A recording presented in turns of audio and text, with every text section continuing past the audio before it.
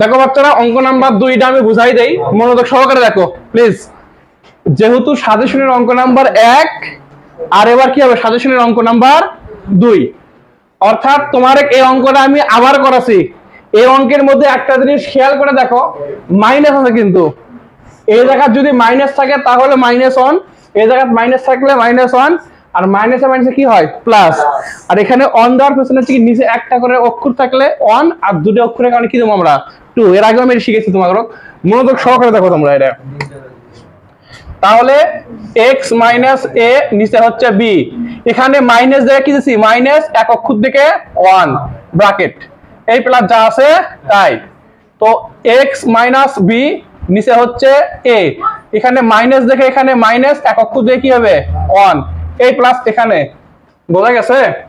তো তারপরে হচ্ছে x minus 3a minus 3b, মানে দেখে দেখে তুলতেছি আমি, a প্লাস b, আর মাইনাসে মাইনাসে কি হয় প্লাস, আর 2 অক্ষর থেকে 2, আর এই পাশে 0, এটা যা আছে তাই। বুঝাবার পারছি এটা?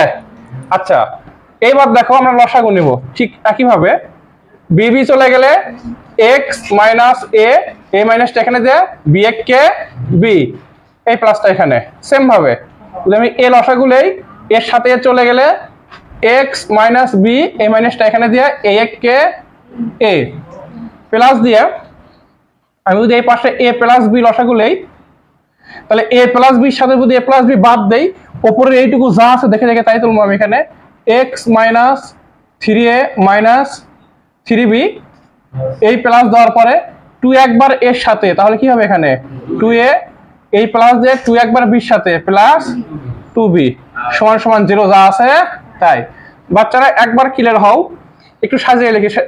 x minus a minus b নিচে হচ্ছে শুধু b, এই প্লাসটা এখানে দেওয়ার পরে x মাইনাস এটা আগে বিটা পরে, মানে সাথে লিখছি এ যা আছে তাই।